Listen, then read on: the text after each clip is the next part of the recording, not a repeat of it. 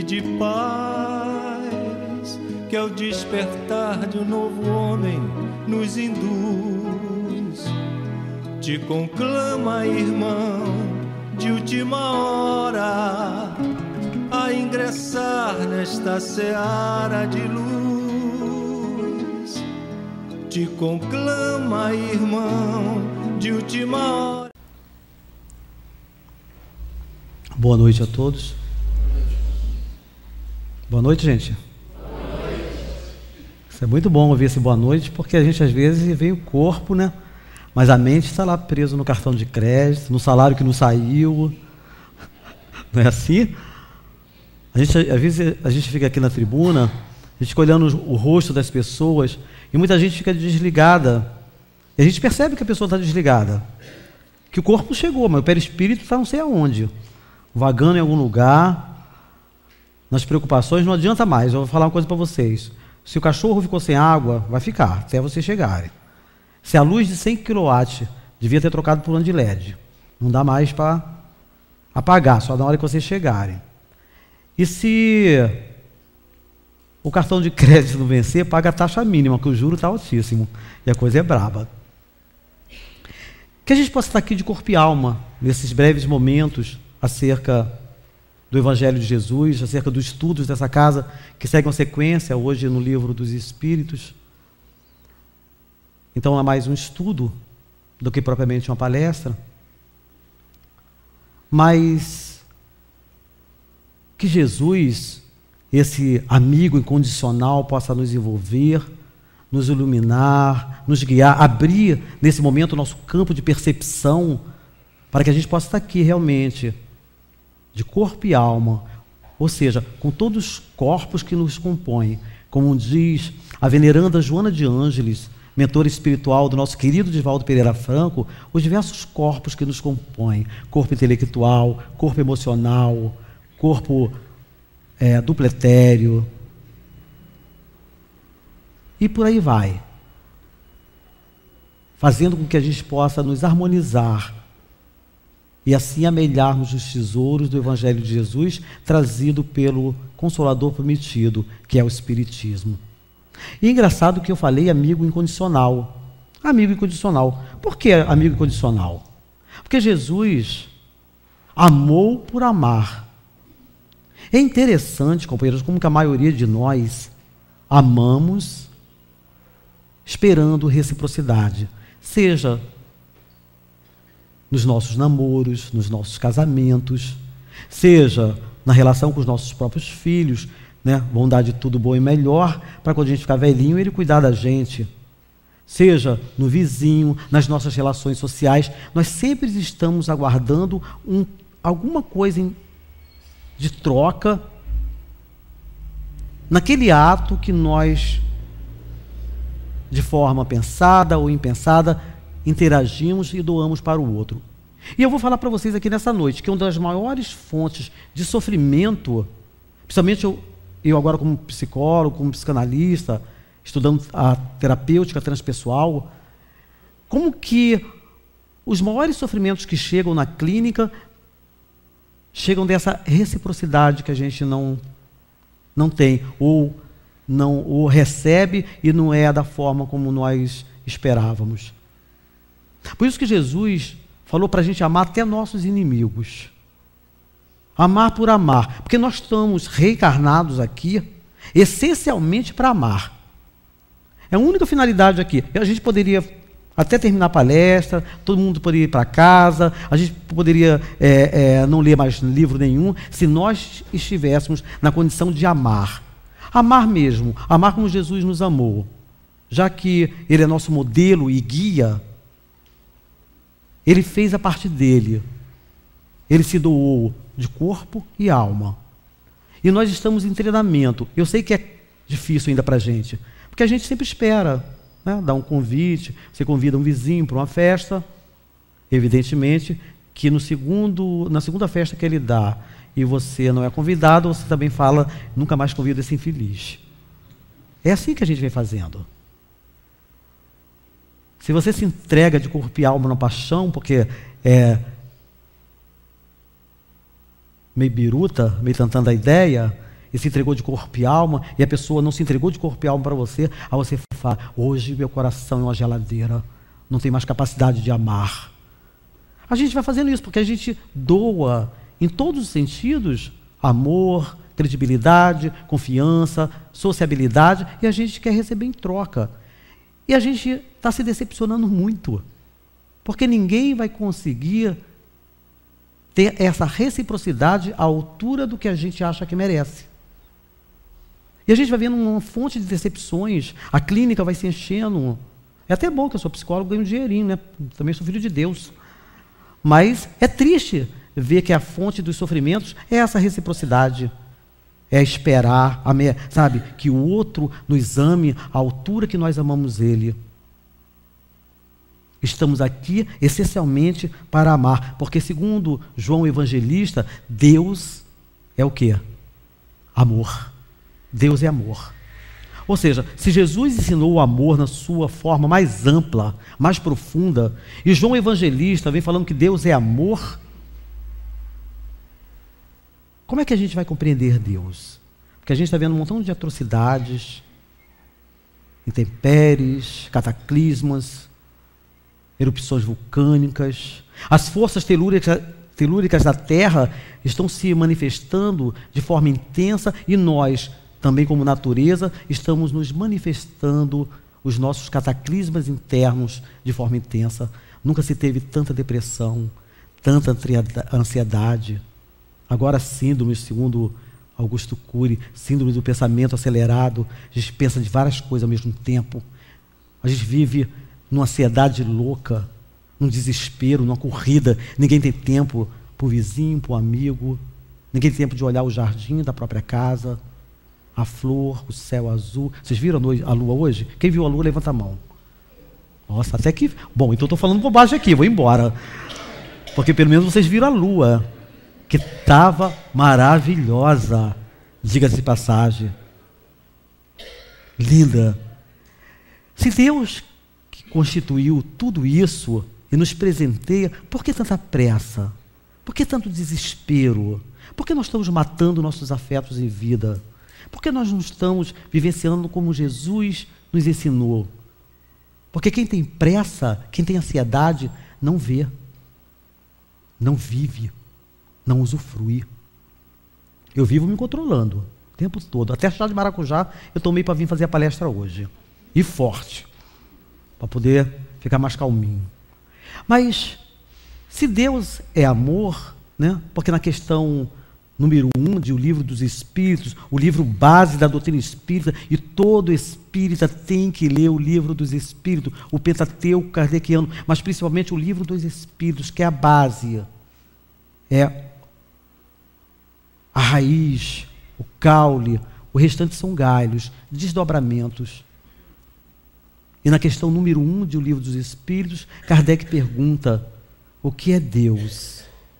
Deus é a inteligência suprema, causa primária, causa primeira de todas as coisas. E onde é que está Deus com todos esses eventos que vêm acontecendo? Prova que Deus existe. Prova da existência de Deus. Tema do estudo da noite de hoje. Prova da existência de Deus. Kardec, ele vai fazer uma pergunta logo de início. Ele pergunta: onde se encontrar a prova da existência de Deus? Olha a resposta: no axioma que aplicais às vossas ciências, todas as ciências. Não há efeito sem causa. Procurai a causa de tudo que não é obra do homem e a vossa razão responderá. Simples desse jeito. Tudo que não é obra do homem é obra de quem? De Deus. Então, companheiros, a gente acha que consegue fazer alguma coisa. Nós, seres humanos, não conseguimos criar nada. Nós transformamos. Na natureza, nada se perde, nada se cria, porém tudo se transforma.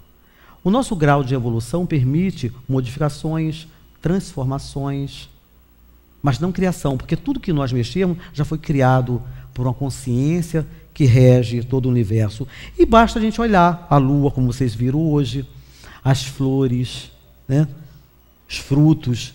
E eu falo uma coisa que eu acho interessantíssimo: a diversidade. A diversidade. Vocês já viram o outro Edmundo? Paraibinha, bonitinho, calvo, meio barrigudinho. Não tem outro, eu sou o único no universo. Essa diversidade é que me fascina na criação de Deus. Nunca vi outra pessoa igual, idêntica, com o mesmo pensamento, porque tem gêmeos idênticos, mas vocês vão ver a personalidade, alguns traços diferentes de um do outro. As folhas das árvores, planetas igual à Terra, não foi catalogado ainda. Tem parecido, mas igual nunca. Outro Ralph, outra Helena.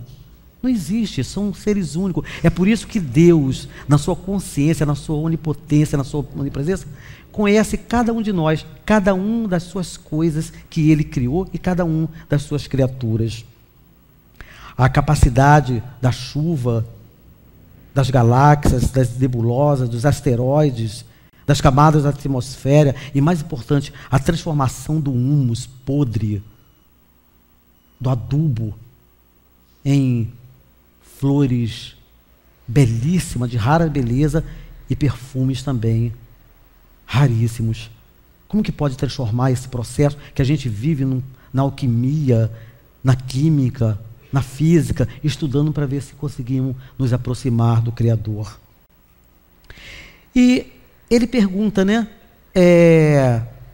Existe logo uma causa. Então, se existe uma causa, o que é essa causa? Deus. E os Espíritos vêm nos advertindo nesse mesmo capítulo, falando que para crer em Deus, basta olhar a sua criação. O equilíbrio gravitacional, o movimento, porque tudo tem movimento. Células do nosso corpo vão se renovando, a posição do planeta, dos astros, dos grandes astros, dos sóis e dos diversos bilhões de sóis que campeiam o universo. Mas como que a gente vai pensar, como que a gente traz essa ideia de Deus? Na questão seguinte, ele pergunta: o sentimento instintivo que todo homem traz desde os primórdios da humanidade, o que significa isso? Esse sentimento, esse instinto de um ser superior a ele. Nós podemos pegar, por exemplo, a visão dos antropólogos, dos historiadores, de grandes pesquisadores. Nós vamos ver, companheiros, que a ideia de Deus está escrita desde naquela escrita cuneiforme, naqueles hieróglifos, nas cavernas, sempre adorando a Deus, ou um ser superior a ele, na manifestação da própria natureza, nos primórdios da humanidade. Então tinha o Deus Lua, Deus Sol, Deus Vulcão, Deus Tempestade, mas à medida que o ser vai evoluindo, nós vamos desmistificando e vamos compreendendo mais a natureza de Deus. Evidentemente que no decorrer desse processo de evolução, nós fomos tirando Deus de uma forma, de uma manifestação da natureza, e vamos colocando Deus dentro de uma visão antropomórfica. O que é uma visão antropomórfica? Colocando Deus com características humanas. Então a gente vai vendo registro nas diversas civilizações também de Deus com oscilação do humor, Deus zangado.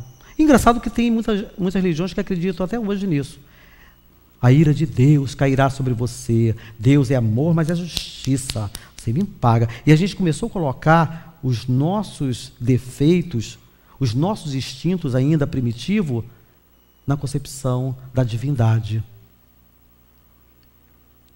Um fato interessante, que na época, logo de início, começaram a fazer sacrifícios, porque, por exemplo, se a gente adora fruta, manga, gente, adoro manga, uva, laranja, goiaba, aí a gente começou a oferecer para Deus, porque para aplacar a ira dele. Depois disso, foi os animais, churrasquinho. Quem é que não gosta de churrasquinho? Misericórdia, eu não consigo. Eu já tentei parar de comer carne, porque falaram que espírita, tem que começar a evoluir, mas eu não consegui não, gente. 3 semanas, eu estava num desespero, numa agonia. Eu falei, eu não sou um espírito evoluído, não.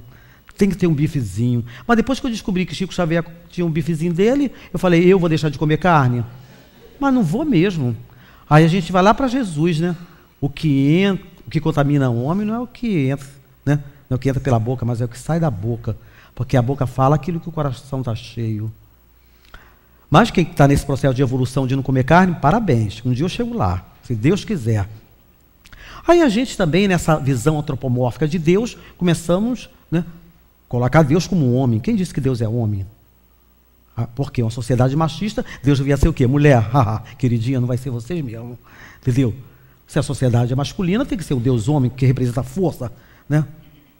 Aí, para aplacar a ira desse Deus masculino, começaram a fazer sacrifícios de jovens, belíssimo, porque a maioria dos homens gosta de jovens belas, bonitinhas. As feias se salvaram todas, graças a Deus. Se eu era uma reencarnação de uma mulher feia, eu me salvei naquela época. Porque as feias conseguiram se salvar, porque ia só bonitinhas, Janeira. As belas, aquele corpinho, os seios tenros, aquela pele bonitinha, os lábios vermelhos, era sacrificado para Deus, para aplacar a ira de Deus. Olha que limitação nossa no nosso processo de evolução. E muitas mulheres belíssimas. Olha, gente, a Gisele Bündchen estaria perdida naquela época, tadinha. Vocês viram desfilando naquele, né, lá no Maracanã? Se fosse para aplacar a ira de Deus, ia ser a primeira, coitada. Ainda bem que não nasceu naquela época. Aí a gente vai vendo os registros, mesmo naquelas civilizações mais primitivas, por exemplo, os índios, a gente vai vendo que tem registro, o Deus Sol, o Deus Tupã, né, Deus Lua. Ou seja, o homem traz em si esse instinto, essa consciência que existe um ser superior a ele. Não dá para fugir disso. A gente até tentou, na história da humanidade, fugir, mas nós trazemos de forma latente o conhecimento desse ser superior a nós, porque somos filhos dele. Se somos filhos de Deus, trazemos em nós as matrizes de Deus. E se trazemos as matrizes de Deus, estamos aqui o quê? Para amar. Nós estamos aqui essencialmente para amar, porque Deus é amor. Nós só sofremos porque infringimos as leis dele. Na realidade, não há punição, há educação. À medida que você vai colocando teus atos concatenados com as leis de Deus, ou seja, você vai vivenciando felicidade, alegria, paz de consciência, tranquilidade. Mas tem uma outra questão que é interessante nesse capítulo. Kardec pergunta se poder-se-ia achar nas propriedades íntimas da matéria a causa primária, a causa primeira da formação das coisas. E os espíritos responderam: mas então quais seriam a causa dessas propriedades?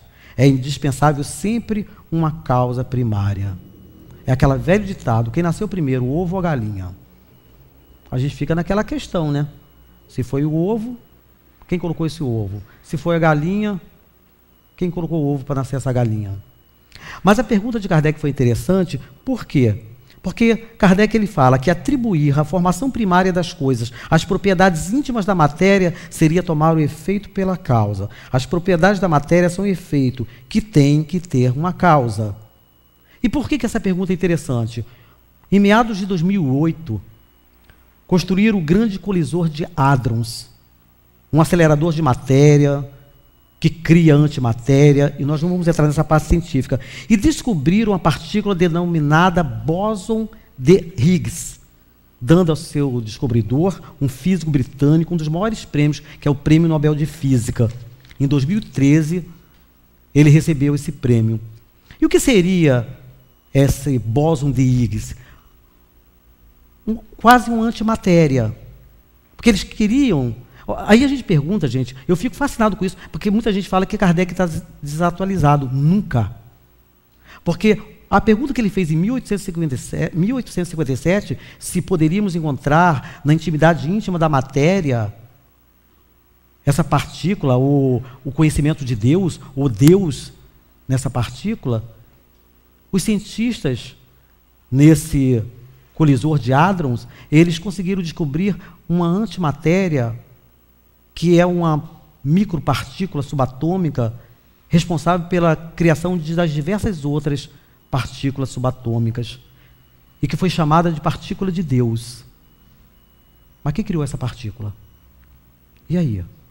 Tá, do vácuo, na NASA, criaram o vácuo total, um equipamento que tiraria toda a matéria existente naquele espaço, e do nada passou a surgir micropartículas subatômicas. Da onde é que vêm essas micropartículas subatômicas?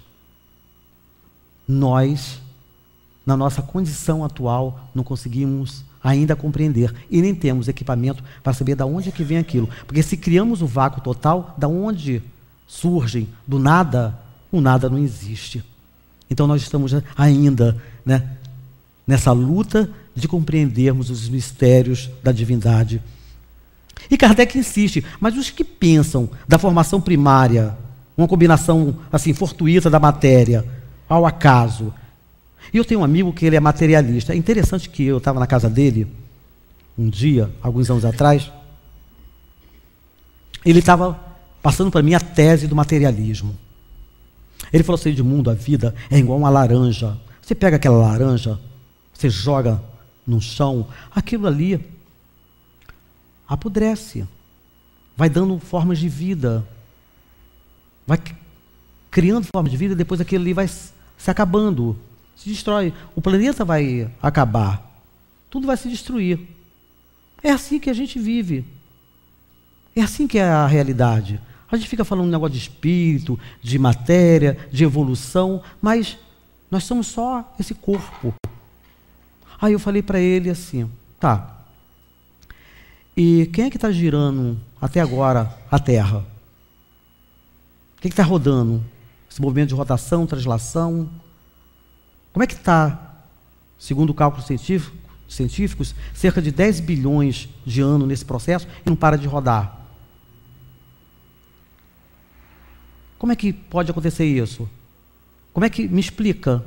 Porque se fosse uma laranja podre, já teria, né, a gente seria uns bichinhos, né, e já teríamos morrido há muito tempo. E por que continua crescendo? E por que continua se dilatando? E os cientistas estão comprovando que o espaço ainda está em expansão, ou seja, cada vez mais sendo expandido o universo. E de repente, no meio da nossa conversa, o filho dele se balançando numa corda bem alta, a gente só vê um barulho e a corda arrebenta e o menino sai voando. Se fizesse uma foto, tiraria foto. O menino sai voando, ele fala assim, ai meu Deus, e sai correndo para socorrer o filho dele. Eu esperei socorrer o menino, né, por uma questão de educação, e eu falei para ele, está vendo como é que você falou, ai meu Deus? Isso é uma questão de condicionamento. Será que é uma questão de condicionamento ou uma questão de natureza íntima, de um conhecimento íntimo, de uma consciência que você traz? Tanto que Kardec pergunta se essa crença em Deus não seria um processo de educação nossa. Esse acreditar em Deus, esse ter Deus. E os espíritos falam assim, se fosse um processo de educação, como é que o berço das primeiras civilizações já trazem registro desse ser superior a nós? Se fosse um processo de educação. Evidentemente que não, companheiros. Nós já trazemos em nós, no cerne de nossas almas, nas nossas constituição, como ser, como espírito imortal, o conhecimento que existe um ser superior a nós. Mas é interessante que desde os primórdios da humanidade, as diversas culturas também quiseram limitar Deus, transformar Deus ou colocar Deus a seu bel prazer. Já mataram Deus, já destituíram Deus, através de decretos, de leis. E a gente fica se perguntando, né? Esse Deus cruel, temeroso, que muitas pessoas falam que a gente tem que temer, por que a gente tem que temer a Deus? Será que essa visão é correta de temer a Deus? Eu digo a vocês nessa noite, nós não temos que temer a Deus, não. Uma coisa é respeitar, outra coisa é temer. A gente não se aproxima de pessoas que a gente teme. A gente se aproxima de pessoas que a gente ama. Deus é amor. Nós temos que começar a fazer um reviravolta e acabarmos com esse condicionamento ancestral que muitos de nós trazemos de religiões ancestrais e que estão impregnadas ainda em nosso psiquismo de um Deus cruel, que é amor, que é justiça, que vai pagar. Deus é amor. A gente pega nosso filho, quem é pai e mãe, sabe quando a gente pega nosso filho, quem está namorando, apaixonado, quando você pega aquela mulher ou aquele homem que você ama, com carinho, com afeto, quando você pega aquele ente querido, você é como se você sai fora de você mesmo, você se transporta, sai do teu corpo. Quando a gente vê um filho, uma criança, aquele ser vivo que você pega e você olha, e aquele olhar dele para você, gente, é de uma compaixão, é de uma vitalidade, é de uma energia, é de um amor, é de um sentimento sublime de proteção. Imagine Deus com nós. Muitos de nós frequentam a casa espírita, entra e sai dentro de casa espírita, frequentam outras religiões e ainda sai com culpa, porque nós trazemos uma culpa ancestral também, da minha culpa, minha tão grande culpa, porque meus erros, meus pecados. Todos nós aqui vamos errar, encarnados e desencarnados, vamos errar. O erro é uma forma didática de aprendizado. Atire a primeira pedra quem nunca errou. Até hoje, essa questão repercute na acústica de nossas almas. Quando o mestre olha aquela mulher que foi pega em pecado, porque o homem que estava com ela também não foi a julgamento, e ele fala: tire a primeira pedra aquele que estiver isento de pecados. Todos nós temos. Então nós não temos que condenar, e também não temos que ter uma visão assim antropomórfica de Deus, porque já é tempo de mudança, porque a gente ainda vê espírita com medo de espírito. Ai, eu não vou lá na sala mediúnica, eu não passo ali não. Ai, Deus é amor, mas porque se eu fizer isso, Deus vai me punir. Gente, da onde se... Sabe, a gente agora temos que fazer essa grande quebra de paradigmas. Deus é amor, na sua essência mais profunda. A gente pode ter até sentimento de culpa, porque nós erramos, que a gente sabe quando erra. E pecado se resume em não fazer aos outros aquilo que não gostaria que o outro te fizesse. A gente tem que começar a se libertar, porque senão a gente vai transformar o espiritismo num igrejismo terrível. E entra e sai e continua naquela coisa de carregar culpas, medos. Não. O espiritismo veio como um mecanismo libertador. Deus é amor. E o amor perdoa, o amor compreende, o amor dá oportunidade. Quem ama faz isso. Se somos imagem e semelhança dele, temos que começar a exercitar esse amor em nós. Parar de falar mal da vida dos outros. Porque toda vez que você fala mal de alguém, você está falando de você mesmo. Porque a gente só vê nos outros, as mazelas que vemos nos outros são as questões que trazemos no cerne de nossas almas. A psicologia me ensinou isso, e a Joana de Ângeles vem o tempo todo falando que o outro é o outro eu espelho.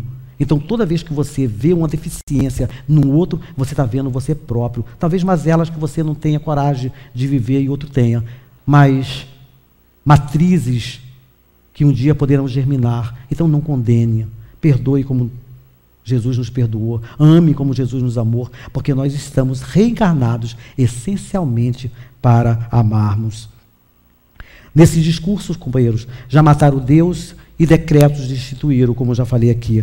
Guerras se alastram e se arrastam até os dias de hoje para impor Deus. Nós vimos as cruzadas, a Inquisição, tentando colocar Deus, Jesus, de goela abaixo. E Jesus, que representa o amor de Deus, porque Jesus foi a personificação de todos os sentimentos sublimes, nunca pediu para que ninguém levantasse uma espada contra seu semelhante, e ainda nos advertiu: com quem fere pela espada perecerá.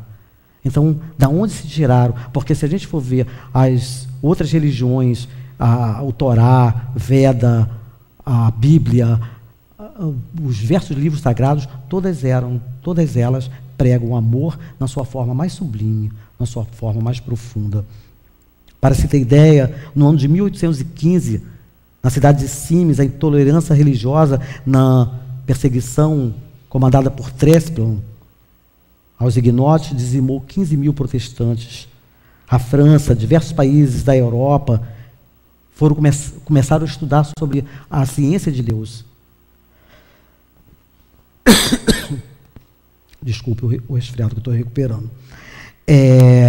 E começaram a ver que existe algo que era inexplicável dentro das experiências de laboratório, dentro da manipulação dos alquimistas, dos grandes estudiosos. Algo ali tinha de diferente que o homem não tinha ainda maturidade suficiente para compreender.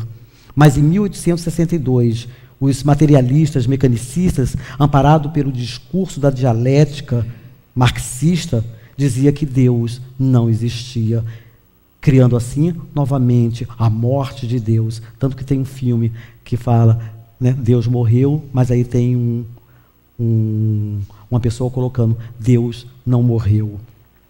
Mas é engraçado que no próximo a tudo isso, no ano de 1857, Allan Kardec, o professor Hippolyte Léon Delisle Rivail, né, na cidade de Paris-Royale, na França, trazia Deus de volta. Não esse Deus antropomórfico que o Espiritismo trouxe, não esse Deus com características humanas, com ira, com ódio, não esse Deus criado por decretos de imperadores medievais, mas a razão da fenomenologia mediúnica, porque diversos espíritos em toda parte do nosso orbe planetário começaram a se manifestar e mostrar esse Deus amor, esse Deus Pai, Criador de todas as coisas. Ou seja, Deus era trazido pela lógica, pela razão, pelas experiências de laboratório, mas um Deus onipotente, um Deus onipresente, um Deus justo, soberanamente justo e bom. Esse é o Deus que a doutrina espírita apregou. Esse é um Deus que a gente tem que colocar como Pai, como libertador de nossas mazelas. Se nós erramos, vamos olhar para trás e não vamos mais errar. Porque na realidade errar nós vamos. Agora, repetir no erro, que tal a grande problemática?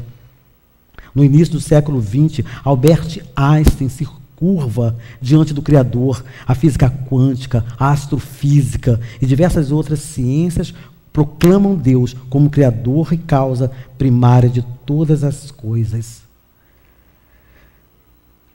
Ou seja, essa visão teológica ancestral também cai por terra. Porque agora a doutrina espírita traz um Deus onipotente, onipresente, onisciente.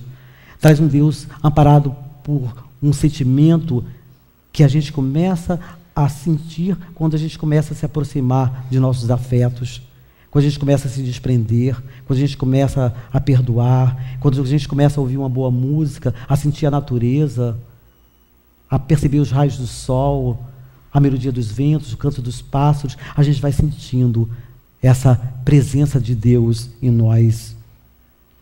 Mas o Dr. Cress Morrison, que durante 40 anos foi diretor do Museu Histórico de Nova York, que diante do ceticismo vigente, resolveu trazer a contribuição, como diz o nosso querido Divaldo Pereira Franco, em uma de suas palestras. O Dr. Cress Morrison se utiliza de uma experiência para mostrar que Deus não é de uma causalidade, como nós pensamos. E ele sugere que a gente pegue 10 moedas, 10 moedinhas, coloque e enumere de 1 a 10 e coloque num bolso. 10 moedas para a gente colocar enumeradas de 1 e coloca no bolso. Para você pegar a moeda de número 1, a chance de acerto é 1 e 10. Se você colocar de novo no bolso e pegar a moeda numa sequência de 1 e 2, a chance de erro é de a chance de acerto é de 1 para 100. E se você pegar todas as moedas e colocar no bolso, fazer uma sequência e querer pegar numa sequência de 1, 2 e 3, a chance de êxito é de 1 em 1000. E se assim por diante, se você pegar todas as moedas, colocar num bolso e tentar pegar todas essas moedas e buscar numa sequência de 1 a 10, a chance de êxito é de 1 acerto em 10 bilhões de experiências frustradas, mostrando que o acaso não existe, que existe um controle, um equilíbrio, uma matemática no universo, na criação de todas as coisas. Isso faz com que a gente se certifique que há uma consciência que administra, que gera e gere todo o processo de criação no nosso planeta e em todo o universo. E eu acredito em Deus, diz o Dr. Cress Morrison, porque se a Terra, o movimento da Terra, que é de 1.600 km por hora, se utilizasse apenas 10% desse movimento, ou seja, 160 km por hora, os dias teriam 120 horas e as noites também 120 horas. Ou seja, 120 horas de um dia mataria toda forma viva na Terra. E se sobrevivesse alguma coisa, as 120 horas de noite congelaria toda forma de vida. Eu acredito em Deus, disse o Dr. Cressy Morrison, porque se o Sol, que tem uma distância da Terra de 150 milhões de quilômetros, se tivesse a 100 milhões de quilômetros, essa aproximação da Terra com o Sol faria com que o Sol absorvesse toda a água e nenhuma forma de vida orgânica poderia existir. E se tivesse afastado 200 milhões de quilômetros de distância, o frio e o gelo seria insuportável à constituição da vida orgânica na Terra. Eu acredito em Deus, disse o Dr. Cressy Morrison na sua bela contribuição à humanidade. Se a Lua, que está a 384.403 quilômetros da Terra, se ela tivesse 10 quilômetros a menos de distância da Terra, mais próximo da Terra, a pressão magnética seria tão grande que as ondas do mar cobririam até o Himalaia, impossibilitando a vida na Terra. Ou seja, gente, tudo foi muito bem calculado, arquitetos divinos. A gente vê o primeiro livro da Bíblia, façamos o homem à nossa imagem e semelhança. Era uma constituição pensante, de criaturas luminosas que nós não conseguimos ainda compreender, mas que são arquitetos siderais, que usaram de cálculos geométricos perfeito para que a vida se constituísse aqui na Terra.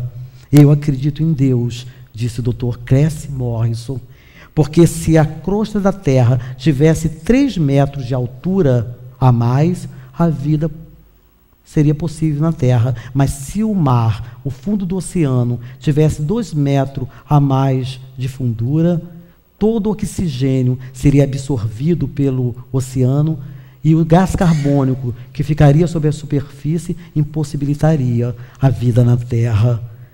Eu acredito em Deus, disse o Dr. Cressy Morrison, pelo instinto dos animais. Eu fiquei pesquisando sobre o João de Barro. E é interessante que o João de Barro, quando ele começa a se namorar, e ele é fiel, tá, gente? Olha que coisa bonita. O bichinho é fiel. E quando a sua amante trai, ele prende ela lá dentro e morre. O bicho é ruim. O bichinho é danado. Mas o mais interessante é que ele tem noção dos ventos do inverno, porque quando ele se namora, se envolve, né, com sua companheira e vai ter os seus filhotes, ele constrói sua casa 1 ano antes, de forma contrária aos ventos de inverno, porque se ele construísse ao favor do vento, os ventos entrariam e mataria toda a sua prole. Quem foi que ensinou isso para eles, né? As aves migratórias, as baleias, golfinhos, que percorrem quilômetros e quilômetros de distância e vão e voltam na dança da sua procriação, deixando um rastro de milhares de criaturas, dando assim continuidade a cada espécie. A diversidade é o que mais me encanta, companheiros, né? Nada é igual. E eu acho interessante que só nós, seres humanos, porque se a gente observar que nem a folha de uma árvore é igual, que as frutas são todas diferentes, que as galáxias são diferentes, que cada ser humano é diferente, a gente vai começar a se questionar por que nós queremos padronizar comportamento, por que a gente quer que a pessoa pense igual a gente, por que a gente quer que a pessoa leia da nossa cartilha, e tudo que é diversidade, tudo aquilo que é diferente da gente, a gente tende a atacar, porque estamos longe da consciência de Deus. Porque à medida que a gente vai se aproximando do conhecimento de Deus, vamos dilatando o nosso campo de percepção, ampliando o nosso campo consciencial, como diz Paramahansa Yogananda, né? Nesse campo de percepção, dessa consciência, nessa supraconsciência, a gente vai compreendendo a natureza íntima de Deus. Mas, infelizmente, os nossos processos evolutivos ainda se arrastam e a gente tende a atacar tudo aquilo que é diferente. Eu acredito em Deus, disse o Dr. Cressy Morrison, porque se a vida no planeta Terra se acabasse e se sobrasse apenas um protoplasma em um raio de sol, em 10 bilhões de anos, toda a vida, inclusive nós, estaríamos de volta. E para vocês terem ideia, 5 milhões, uma cabeça de alfinete cabe 5 milhões de protoplasma. É como se Deus, na sua intimidade, concentrasse o seu amor em pequenas coisas para formar grandiosas coisas, e nós ainda não compreendemos a natureza de Deus. Eu acredito em Deus, diz o Dr. Cressy Morrison, porque a atmosfera do nosso planeta tem 60 quilômetros. Ela possui 60 quilômetros. Se ela tivesse menos, os asteroides, os pedaços de planetas que passam pela nossa órbita, destruiria toda a vida se não tivesse sido constituída da forma que foi constituída. E quando passa um pedacinho, a gente vai ver o assombro que a gente fica. Mas são milhares e milhares de asteroides, cometas, que passam próximo do nosso órbita, e pequenas pedras e grandiosas pedras são destruídas no atrito da nossa atmosfera. E eu acredito em Deus. Agora, foi que eu que pesquisei. Foi o ovo da galinha, gente. Eu pesquisei. Porque eu achei tão interessante uma coisa. Por que o ovo tem aquela forma oval? Tanto que é ovo, forma oval. Por causa do oviduto, para facilitar. E por que ele é duro nas suas extremidades? Porque pode cair e não quebra. Se você tentar pegar um ovo e forçar pelas duas extremidades, se pegar pelo meio dele, quebra. Se pegar pela ponta, raríssimas pessoas vão conseguir quebrar. Porque foi calculado ali geometricamente. Aí eu comecei a estudar sobre o ovo, que eu achei interessante. Como é que Deus fez isso? Olha só, o pintinho que está lá dentro recebe todos os nutrientes da clara e da gema. E quando ele vai se constituindo, o seu bico, no seu biquinho, tem na parte superior, tem se constitui de uma camada de queratina, que é chamada de diamante, que permite que ele fure. E quando ele fura, tem uma camada de ar que possibilita ele respirar. E aquela camada de queratina faz ele quebrar a casca do ovo. Eu falei, meu Deus, quem é que calculou tudo isso aí? Quem é que pensou de forma tão harmônica, tão sublime?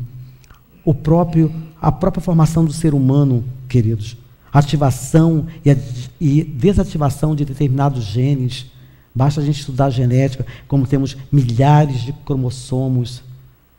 A divisão celular através da mitose, né? A formação da ectoderme, da endoderme, mesoderme, a célula-tronco, que vai permitir a formação dos diversos órgãos. Eu acredito em Deus, companheiros, pelo calor do sol que irradia. Eu acredito em Deus pela brisa do mar, pelo orvalho que cai, pelo canto dos pássaros e pela beleza da vida, das flores, da fauna, da criação do homem, da mulher. E Kardec, companheiros, ele insiste, porque uma coisa que Kardec era insistente, né? Ele ia nos mínimos detalhes, e ele faz essa última pergunta dessa questão sobre a existência de Deus. Ele fala o seguinte: em que na causa primária se revela uma inteligência suprema e superior a todas as coisas? Em que na causa primária se revela uma inteligência suprema e superior a todas as coisas? A resposta dos espíritos foi sublime. Eles disseram o seguinte: pela obra se reconhece o autor. Pois bem, vede a obra e procurai o autor. Belíssima resposta, né? Pois bem, vede a obra e procurai o autor dessa obra. Então, companheiros, que a gente possa, né, sair daqui hoje consciente que existe sim um ser superior a nós, um ser que calculou de forma geométrica, de forma matemática, verdadeiros arquitetos siderais, verdadeiros engenheiros do universo que calcularam de forma simétrica, de forma harmônica, essa beleza que nos constitui e constitui todo o universo. Porque o que está acontecendo? Nós estamos esquecendo que somos constituídos do amor. E tudo isso foi feito com amor. Tudo isso foi constituído pelo amor. Quando a gente está amando, a gente faz coisas belíssimas. Vocês já viram quando a gente está namorando? Que delícia! Como é que a outra pessoa fica feliz? Quando a gente está cuidando de nossos filhos, como é que eles crescem saudável? Já comprovaram cientificamente que as crianças que recebem afeto, Isso foi uma experiência feita em orfanato. As crianças receberam o tato, carinho, se desenvolveram mais e com mais capacidade imunológica para enfrentar determinadas doenças. Eu acredito em Deus por isso. E à medida que nós vamos nos afastando desse amor de Deus, nós vamos nos esquecendo de amar. Quando não amamos, adoecemos. Toda pessoa que não ama tende a adoecer, porque o amor cura. Vocês já viram Chico Xavier, Madre Teresa de Calcutá? Chico Xavier, com todas as suas limitações, com todas as suas deficiências, que graças a Deus eu tive o prazer de conhecer, mas era o amor em pessoa. Vocês já viram o Divaldo Franco, gente? Está dando banho em mim, com 91 anos. O homem tem até cabelo preto, não deve estar pintando, lógico, né? Mas tá, uma jovialidade. As pessoas que amam, eles trazem essa jovialidade. Então, as pessoas que amam, eles não adoecem. As pessoas que vivem na ansiedade não vivenciam, não usufruem. Toda pessoa que vive ansioso não usufrui, porque ele tem uma coisa que é mais. Ou seja, a ansiedade hoje é o grande detonador das doenças psicossomáticas. Porque começa com ansiedade, começa com pressa, começa com irritabilidade, começa com mau humor. E a gente vai vendo que depois começa a sentir taquicardia, o coração vai dando umas disparadas, depois começa a vir os pensamentos acelerados, depois vem as coceiras de pele, e vai vir não sei o quê, e a gente vai, hoje, nessa pressa, nessa visão, nessa face demoníaca do capitalismo, que nos impõe o tempo todo ter, vamos nos esquecendo de sermos amigos, sermos vizinhos, sermos companheiros, sermos filhos, sermos avós. Quantos afetos nós matamos em vida? Quantos vozinhos? Eu tenho atendido muito senhor e senhora, muito pessoal de idade, muitos idosos. Quantos idosos esquecidos pelos seus familiares, porque não tem tempo. Porque ninguém tem tempo para nada, ninguém tem tempo para um café, ninguém tem tempo para um bate-papo. E nós vamos nos destruindo numa corrida louca para quê? Para a morte, só se for. Os nossos apegos. À medida que a gente se afasta da nossa natureza espiritual, nós vamos nos afastando de Deus. Porque Deus, Ele constitui como causa primária de todas as coisas. Se nós descobrirmos a partícula, o bóson de Higgs, que é uma subpartícula subatômica, e na realidade, ele não é uma causa, ele já é a decorrência de uma causa, porque quem criou isso foi Deus. Então, Deus se manifesta em tudo, em todos, pela sua onipresença e sua onipotência. Se nós somos imagem e semelhança dele, nós não somos esse campo físico, apenas isso. Então, à medida que a gente vai se materializando nessa sociedade capitalista, querendo um carro, porque eu não sei, gente, um tal de carro é uma coisa muito séria, porque o povo pergunta, você ainda está com esse carro? Gente, é um Astra 2001, eu sei que é velhinho, mas o bichinho tem ar-condicionado, tem direção hidráulica, tem não sei o que. Aí o pessoal fica, você ainda está com esse carro? É uma cobrança louca, você ainda está nessa casa, você ainda está com isso aí, você não fez isso, você não sei o que. E as pessoas não estão preocupadas em perguntar como é que você está. A gente chega no casamento, as mulheres têm medo de repetir o vestido, porque a outra vai falar. Ou junto os grupinhos de homens, mas você está com... E aí? Está fazendo o quê? Você não pergunta como é que você está. Está tudo bem? Você está sumido? Deixa eu te dar um abraço. A gente não pergunta mais isso. E até nós espíritas. Infelizmente, a gente às vezes vê um bate-papo de pessoas espíritas que deveríamos ter esse conhecimento mais transcendental. A gente ainda vê repetindo esses padrões sociais. De que você comprou que carro? Comprou o quê? Está com o quê? Nós somos espíritos em processo de evolução. Nós somos amor, porque somos filhos do amor. Nós somos paz, porque somos filhos da paz. Nós somos luz, porque somos filhos da luz. Somos constituição divina. Todos nós trazemos no cerne de nossas almas angelitude. E tudo na vida é criação de Deus. Tudo na vida é criação de Deus. Nós não temos o poder ainda de criar nada, só de transformar. Porque tudo é criação. Foi Deus que fez tudo. Foi Deus que fez o céu. Foi Deus que fez o rancho das estrelas. Fez até um seresteiro para conversar com elas. Fez a lua que prateia a minha estrada de sorriso. e a serpente que expulsou mais de 1 milhão do paraíso. Foi Deus quem fez você. Foi Deus quem fez o amor. Fez nascer a eternidade no momento de carinho. Fez até o anonimato dos afetos escondidos e a saudade dos amores que já foram destruídos. Foi Deus quem fez o vento que sopra os teus cabelos. Foi Deus quem fez o orvalho que molha o teu olhar. Foi Deus quem fez a noite em um violão plangente. Foi Deus quem fez a gente somente para amar. Só para amar. Só para amar. Muita paz.